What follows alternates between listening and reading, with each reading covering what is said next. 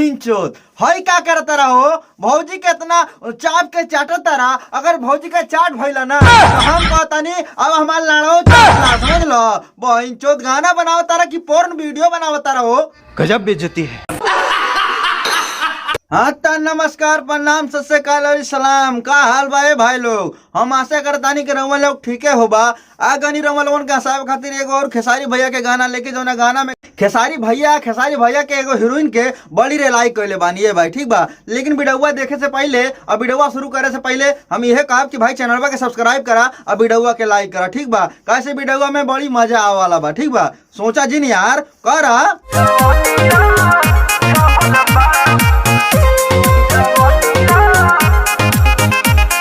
अरे भैया गाना गुनीले तो ठीक बा, लेकिन हई ठंडिया में ना कपड़वा निकारा मन ना तो गड़िया फाड़ के ना हो जाए, ठीक बा।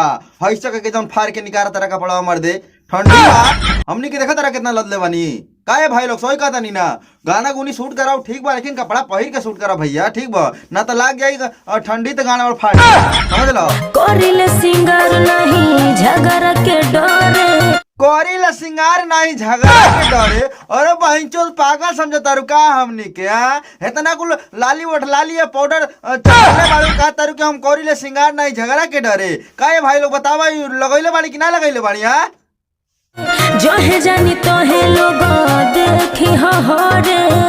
हाँ ई बात तहर त हम मान लेवे भौजी। काहे से तू बढ़ले इतना सुघर बाड़ू कि जहे जइबू ना तहे सब तहार पीछा करी और लेवे की कोशिश करी, समझ लू। सिंगर नहीं झगड़ा के डरे। बात बहिनचोद बार बार का तारू कोरिले सिंगार नहीं झगड़ा के जरे इतना कुल बाड़ू बहिनचोद पागल समझे तारू का हमनी के जो है जानी तो है लोग देखी हरे।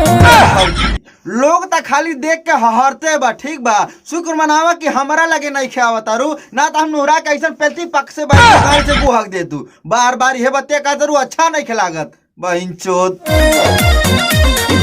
कठिन चलल काडो हरबा ए भौजी भइल कठिन चलल का डगर बा। हम तो कहब ना कि जब इतना तहार परेशानी बा क्रीम पाउडर लगावल तब तू घर ही में बैठा, ठीक बा। घर ही में खेसारी भैया के बोलवा के काम उम चलाला, ठीक बा। बाहर जाइला से कोनो मतलब ना था केहू उड़ा ठोक दी तो गड़बड़ा जाई काम, ठीक बा।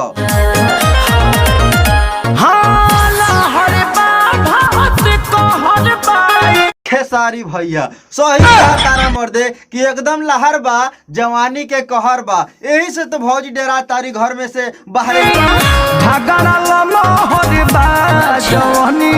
ए खेसारी भैया झगड़ा लम्हार उम्हार ना बा, ठीक बा। तू ही लेला मर्दे काहे भाई लोग ना लेबो ना। जब खेसारी भैया बढ़ले बाड़ा तक तू ही ले ला का झगड़ा वगैरह हुई मर्दे। ई बात की चिंता छोड़ ले जाके भौजी के कहीं किनारे ठोका।